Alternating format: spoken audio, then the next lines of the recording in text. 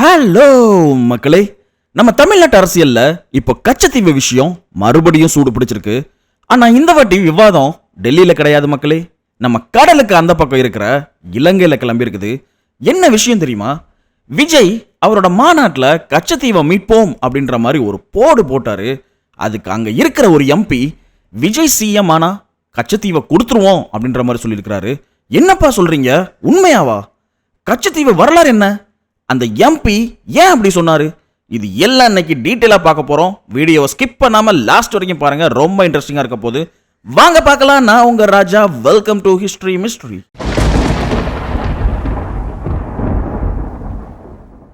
First விஷயம் என்னன்னா, இந்த கச்சத்தீவு பிரச்சனை இன்னைக்கு நேத்து ஆரம்பிச்சதுலாம் இல்ல மக்களே.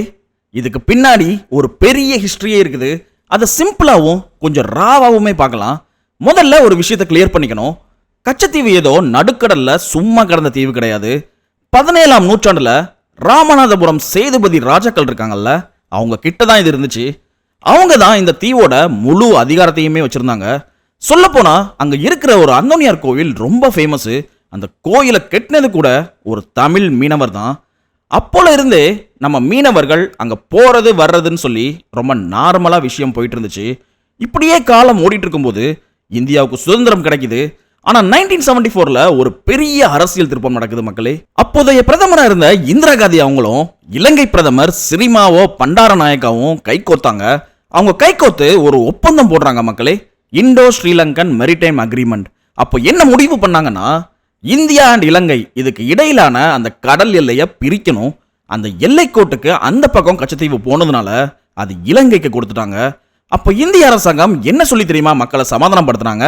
பரவாயில்ல விடுங்க, தீவு அங்க இருந்தாலுமே நம்ம மீனவர்கள் அங்க போய் அவங்க வலைய காய வச்சுக்கலாம். அங்க இருக்கிற அந்த அந்தோனியார் கோயிலுக்கு கூட நீங்க திருவிழாக்கு விசா இல்லாமையே போயிட்டு வரலாம். இதுக்கு எல்லாம் எந்த தடையுமே இருக்காது அப்படின்ற மாதிரி சொன்னாங்க. இதை நம்பி தான் அப்போ அந்த ஒப்பந்தம் கையெழுத்தாச்சு. ஆனா அடுத்து 2 வருஷத்துல, அதாவது 1976ல இன்னொரு ஒப்பந்தம் போட்டாங்க. இதுதான் இன்னைக்கு வரைக்கும் இருக்கிற எல்லா பிரச்சனைக்கும் ஒரு ரூட் காஸ் அப்படின்னு சொல்லணும். இந்த ஒப்பந்தப்படி இந்திய மீனவர்கள் இலங்கை எல்லைக்குள்ள மீன் பிடிக்கவே கூடாது. நம்ம மீனவர்களுக்கு அங்க இருந்த எல்லா உரிமைகளும் அபிஷியலா பறிக்கப்பட்டுச்சு. சரி மக்களே, இப்போ வருஷம் 2026 ஆயிடுச்சு. இப்போ அங்க கரண்ட் நிலைமை என்ன அப்படின்ற மாதிரி கேட்டீங்கன்னா, அன்னைக்கு போட்ட அந்த ஒப்பந்தத்தோட பாதிப்பு தான் இன்னைக்கு வரைக்குமே நம்ம தமிழ்நாட்டு மீனவர்கள் அனுபவிச்சுட்டு இருக்காங்க. தெரியாம அந்த எல்லையை தாண்டிட்டா போதும், இலங்கை கடற்படை வந்து தாக்குறதும் அவங்க வலைகளை அறுக்கிறதும் கைது பண்றதும் ஒரு தொடர்ச்சியான கதையாவே ஆயிடுச்சு மக்களே. சுருக்கமா சொல்ல போனா, நம்ம வீட்டு வாசல்ல இருந்த ஒரு பகுதியை பக்கத்து வீட்டுக்காரங்கிட்ட நீயே வச்சுக்கோ அப்படின்ற மாதிரி விட்டு கொடுத்தது தான் இன்னைக்கு இவ்வளோ பெரிய தலைவலியா வந்து நிக்குது. அடுத்ததா நம்ம எப்போ கச்சத்தீவு பத்தி பேசினாலுமே அங்க இருக்கிற அந்த ஒரு சின்ன கட்டிடத்தை பத்தி பேசாம இருக்கவே முடியாது. அதுதான் ரொம்ப ஃபேமஸான புனித அந்தோனியார் கோவில். இந்த தீவுல இருக்கிற ஒரே ஒரு ஸ்ட்ரக்சர் இந்த அந்தோனியார் கோவில் தான் மக்களே. இதை அரசாங்கமோ இல்ல பெரிய நிறுவனங்களோ யாருமே கட்டல. 1905ல சீனி குப்பன் அப்படின்ற ஒரு சாதாரண மீனவர் தான் அவரோட சொந்த கையாலேயே இதை கட்டியிருக்கிறாரு. யோசிச்சு பாருங்க, பல வருஷம் நம்ம ஊர் மீனவர்கள் அங்க மீன் பிடிக்க போகும்போது கடல்ல வர்ற ஆபத்துல இருந்து அவங்கள காப்பாத்துறது இந்த அந்தோனியார் தான் அப்படின்ற மாதிரி ஆழமான நம்பிக்கை அவங்களுக்கு உண்டு. இன்னைக்குமே வருஷத்துக்கு ஒரு முறை நடக்கிற அந்த திருவிழாவுக்கு 2 நாட்டு மக்களும் சரி எந்த விசாவும் இல்லாம அங்க போறாங்க அப்படின்னா அது அந்த அந்தோனியார் கொடுத்த ஒரு எமோஷனல் கனெக்ஷன் தான். சரி, இப்போ அரசியலுக்கு வருவோம். இந்த தீவை இலங்கைக்கு கொடுக்கிறதுக்கு முன்னாடி டெல்லியில பல ரகசிய மீட்டிங்கள் நடந்திருக்கு மக்களே. அப்போதைய பிரதமர் இந்திரா காந்தி இந்த முடிவை எடுக்கிறதுக்கு முன்னாடியே தமிழ்நாட்டில் ஒரு பெரிய எதிர்ப்பு கிளம்பிச்சு. அப்போதைய தமிழக முதல்வர் கலைஞர் கருணாநிதி இருக்காருல்ல, அவர் இந்திரா காந்திக்கு ஒரு முக்கியமான கடிதம் எழுதினாரு. தமிழ்நாட்டோட சம்பந்தம் இல்லாம மீனவர்களோட வாழ்வாதாரத்தை பாதிக்கிற எந்த முடிவையுமே நீங்க எடுக்காதீங்க அப்படின்னு அதுல தெளிவா சொல்லியிருந்தாரு. சட்டமன்றத்தில் இதுக்காக ஒரு தீர்மானமே நிறைவேற்றினாங்க. ஆனா அப்போ டெல்லியில இருந்தவங்க இதை பார்த்த விதமே வேற. அவங்க பார்லிமெண்ட்ல என்ன சொன்னாங்க தெரியுமா? அது வெறும் ஒரு சின்ன பாறை, அதுல ஒரு புல் கூட முளைக்காது. அதனால இந்தியாவுக்கு எந்த பெரிய ஸ்ட்ராட்டஜிக் வேல்யூ, அதாவது ராணுவ முக்கியத்துவம் கிடையாது அப்படின்னு சொல்றாங்க. சும்மா ஒரு சாதாரண கல்லு தானே அப்படின்னு நினைச்சு அவங்க அன்னைக்கு எடுத்த முடிவு தான் இன்னைக்கு பல ஆயிரம் மீனவர் குடும்பத்தோட அந்த கண்ணீருக்கு காரணமா இருக்குது. யோசிச்சு பாருங்க மக்களே, ஒரு இடத்தோட மதிப்பு அதுல விளையிற பயிரை வச்சோ இல்ல அங்க இருக்கிற மண்ணை வச்சோ மட்டும் கிடையாது. அங்க வாழ்ற மக்களோட உணர்வுகளையும் உரிமைகளையும் வச்சு தான் இருக்கும். சின்ன பாறை அப்படின்னு சொல்லி அன்னைக்கு கொடுத்த ஒரு இடம் இன்னைக்கு எவ்வளவு பெரிய விவாதமா மாறி இருக்குன்னு பாத்தீங்களா? இந்த ரகசிய பேச்சுவார்த்தைகள் பத்தி வேற ஏதாவது ஒரு புது தகவல் உங்களுக்கு தெரியுமா? அப்படி இருந்துச்சுன்னா கமெண்ட்ல சொல்லுங்க, நானும் தெரிஞ்சுக்கிறேன். சரி மக்களே, நம்ம எல்லாருக்குமே 1974 ஒப்பந்தம் பத்தி நல்லாவே தெரியும். ஆனா அதுல இருந்த சில முக்கியமான ஆர்டிகிள்கள், அதாவது ஷரத்துகள் அப்படின்னு சொல்லுவாங்க, அது பத்தி யாருக்காவது தெரியுமா? அங்கதான் ஒரு பெரிய கேம் நடந்திருக்குது. முதல்ல போட்ட அந்த ஒப்பந்தம், அதாவது 1974ல ஆர்டிகிள் 5 அண்ட் ஆர்டிகிள் 6 படி நம்ம மீனவர்களுக்கு 2 முக்கியமான உரிமைகள் இருந்துச்சு மக்களே. ஃபர்ஸ்டா விசா இல்லாம போற உரிமை, அதாவது அந்தோனியார் கோவில் திருவிழாவுக்கு விசா இல்லாமலேயே நம்ம போயிட்டு வரலாம். இரண்டாவதா பாரம்பரிய மீன்பிடி உரிமை, இத ட்ரெடிஷ்னல் ரைட்ஸ் அப்படின்னு சொல்லுவாங்க. அதாவது பல தலைமுறையா நம்ம ஆளுங்க அங்க மீன் பிடிச்சதுனால அந்த உரிமையை யாருமே பறிக்க முடியாது அப்படின்ற மாதிரி சொல்லியிருந்தாங்க. ஆனா 1976ல வந்த அடுத்த ஒப்பந்தம் இருக்கு பாருங்க, இந்த மீன்பிடி உரிமை அப்படின்ற வார்த்தையே மொத்தமா காலி பண்ணிச்சு. ஆனா இதுக்கு பின்னாடி ஒரு செம சுவாரஸ்யமான பார்ட்டர் சிஸ்டம் நடந்திருக்கு மக்களே. அதாவது பண்ட மாற்றும் முறை. கச்சத்தீவை இந்தியா இலங்கைக்கு கொடுத்தப்போ சும்மாலாம் ஒன்றும் கொடுக்கல மக்களே. அதுக்கு பதிலா கன்னியாகுமரிக்கு தெற்க இருக்கிற வாட்ச் பேங்க் அப்படின்ற இடத்துக்கு மேல இந்தியாவுக்கு முழு உரிமையை கொடுத்தாங்க. அது என்ன வாட்ச் பேங்க், அப்படி அங்க என்ன ஸ்பெஷல் அப்படின்னு கேட்டீங்கன்னா, ஃபர்ஸ்டா அது ஒரு பயங்கரமான மீன் வளம் உள்ள பகுதி. உலகத்திலேயே மீன்கள் அதிகமாக இனப்பெருக்கம் செய்கிற டாப் இடங்கள்ல இதுவும் ஒன்று. ரெண்டாவதா பார்த்தீங்கன்னா பெட்ரோலிய பொக்கிஷம்னு கூட சொல்லலாம் இதை. இந்த கடலுக்கு அடியில் ஏகப்பட்ட பெட்ரோலியம் அண்ட் நேச்சுரல் கேஸ் அந்த வளங்கள் கொட்டி கிடக்குது. இதனால அப்போ இருந்த நம்ம இந்தியன் கவர்மெண்ட் என்ன நினைச்சாங்கன்னா, ஒரு சின்ன தீவை கொடுத்துட்டு இவ்வளவு பெரிய எனர்ஜி ரிசோர்ஸ் இருக்கிற அந்த இடத்த வாங்குறது தான் இந்தியாவுக்கு லாபம் அப்படின்ற மாதிரி ஒரு டிப்ளமேட்டிக் மூவ் எடுத்தாங்க. சரி மக்களே, இப்போ எல்லாரும் மைண்ட்லயும் ஒரு கொஸ்டின் இருக்கும், இது இப்போ இந்தியாவுக்கு லாபமா நஷ்டமா அப்படின்றது. இப்போ யோசிச்சு பாருங்க, ஒரு பக்கம் பெட்ரோல் டீசல் இயற்கை வாயுன்னு கிடைக்கிற ஒரு பெரிய கடல் பகுதி இந்தியாவுக்கு கிடைச்சிருக்குது. ஆனா இன்னொரு பக்கம் நம்ம தமிழ்நாட்டு மீனவர்களோட பாரம்பரிய உரிமையும் அவங்க பாதுகாப்பும் கேள்விக்குறியாயிடுச்சு. இந்த பரிமாற்றம் சரியா தப்பா?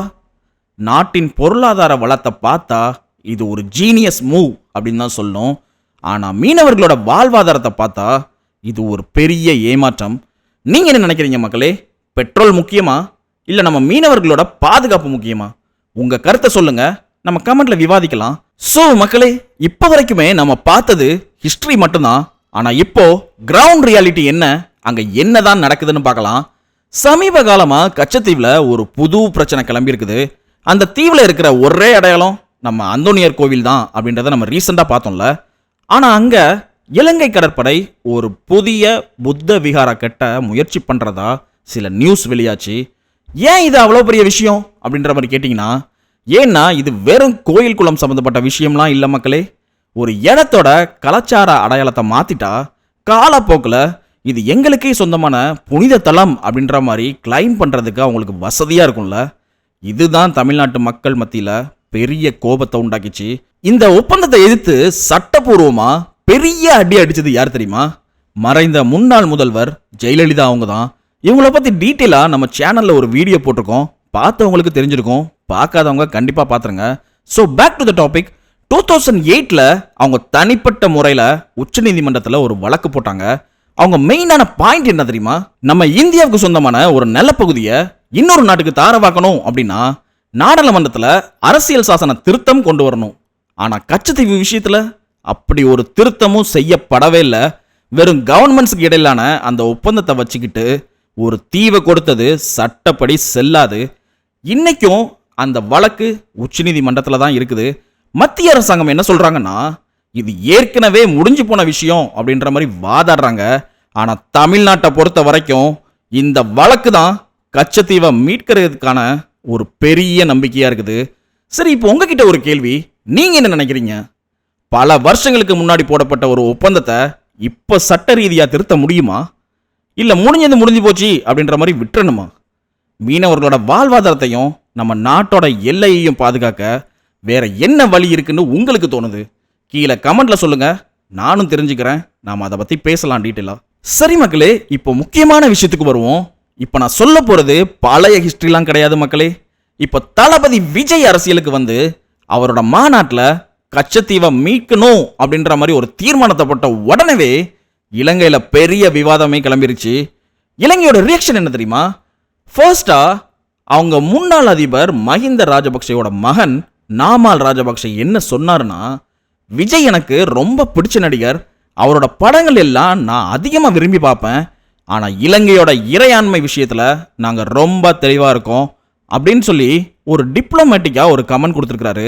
அதாவது ஆக்டிங் ஓகே, ஆனால் கச்சத்தீவு எங்களுது அப்படின்ற மாதிரி சொல்லிட்டாரு. ஆனால் இங்கே தான் மக்களே ஒரு பெரிய ட்விஸ்ட் நடக்குது. இலங்கை எம்பி அர்ஜுனா அவர் ஒரு பேட்டியில் என்ன சொன்னார் தெரியுமா? அதை கேட்டு எல்லாருமே ஷாக் ஆயிட்டாங்க. அவர் சொன்னது இதுதான், தளபதி விஜய் ஒருவேளை தமிழ்நாட்டோட முதலமைச்சராகி எங்க கிட்ட வந்து கேட்டாரு அப்படின்னா வெறும் கச்சத்தீவு மட்டும் இல்ல, யாழ்ப்பாணமே, அதாவது ஜாஃப்னாவே விஜய்க்கு தான் அப்படின்ற மாதிரி சொல்லிட்டாரு. என்னது, யாழ்ப்பாணமே அவருக்கா அப்படின்னு சொல்லி நம்ம ஆளுங்க எல்லாம் ஒரு நிமிஷம் ஆடியே போயிட்டாங்க. சரி மக்களே, ஏன் இந்த திடீர் பாசம்? இலங்கை எம்பி ஏன் இப்படி ஒரு ஸ்டேட்மெண்ட் கொடுத்தாரு அப்படின்ற மாதிரி சொல்றாங்கன்னா, ஃபர்ஸ்டா பொருளாதார நெருக்கடி. இலங்கை இப்போ இருக்கிற நிலைமைக்கு அவங்களுக்கு கண்டிப்பா இந்தியாவோட, குறிப்பா சொல்லணும்னா தமிழ்நாட்டோட சப்போர்ட் ரொம்பவே முக்கியம். ரெண்டாவதா மாஸ் லீடர் எஃபெக்ட். விஜய் மாதிரி ஒரு மாஸ் லீடர் அரசியலுக்கு வரும்போது அவங்க கிட்ட ஒரு இணக்கமான போக்கை வச்சுக்கிட்டாதான் ஃபியூச்சரில் அது அவங்களுக்கு லாபமாக இருக்கும் அப்படின்ற மாதிரி நினைக்கிறாங்க. அது மட்டும் இல்லாமல் ஒரு ஆடானா ஒரு வீடியோ ரீசெண்டாக பார்த்தேன். அதே எம்பி அவர் என்ன சொல்லியிருக்கிறாரு அப்படின்னா, ஜோசப் விஜய் என்னும் நான் அப்படின்னு சொல்லி அவர் பதவி இருக்கிறத நான் என் கண்ணால் பார்த்து சந்தோஷப்படணும் அப்படின்ற மாதிரி சொல்லியிருக்கிறாரு. இதுவும் ஐஸ் வைக்க சொல்லியிருக்கிறாங்களா, இல்லைனா எந்த மைண்ட் செட்டை சொல்லியிருக்கிறாங்க? உண்மையாகவே அவர் மனசுல இருந்து சொன்னாரா, இல்லை அவர் உண்மையாகவே விஜயோட ஃபேனா அப்படின்றது தெரில. உங்களுக்கு தெரிஞ்ச கமெண்ட்ல சொல்லுங்க. ஃபைனலாக ஒரு கேள்வி, ஒரு காலத்தில் சின்ன பாறை அப்படின்னு சொல்லி விட்டு கொடுத்த அந்த கச்சத்தீவு இப்போ யாழ்ப்பாணமே விஜய்க்கு தான் சொல்கிற அளவுக்கு ஒரு பெரிய அரசியல் விவாதமாக மாறிட்டு இருக்கு. கரெக்டா? இதில் உங்கள் கருத்து என்ன? விஜய் முதலமைச்சராகி போய் கேட்டாரு அப்படின்னா இலங்கை கச்சத்தீவை கொடுத்துருவாங்களா, இல்லை இதெல்லாம் ஜஸ்ட் ஒரு அரசியல் டிராமாவா? நீங்கள் என்ன நினைக்கிறீங்க அப்படின்றத கீழே கமெண்ட்ல சொல்லுங்க. கச்சத்தீவு மீட்கப்படணும் அப்படின்ற நினைக்கிறவங்க ஒரு லைக் போடுங்க. ஸோ மக்களே, கச்சத்தீவு அப்படின்றது வெறும் நிலப்பரப்பு மட்டும் இல்லை, இது நம்ம மீனவர்களோட வாழ்வாதார பிரச்சனை. தளபதி விஜய் எடுத்த இந்த முன்னெடுப்பு இலங்கையில் ஒரு தாக்கத்தை ஏற்படுத்தியிருக்கு அப்படின்றது உண்மைதான். ஆனால் தீவு கிடைக்குமா? பொறுத்திருந்து தான் பார்க்கணும். நீங்கள் என்ன நினைக்கிறீங்க? கச்சத்தீவை உண்மையாகவே மீட்க முடியுமா? அந்த இலங்கை எம்பியோட பேச்சை நீங்கள் எப்படி பார்க்குறீங்க? கமெண்ட்டில் சொல்லுங்கள்.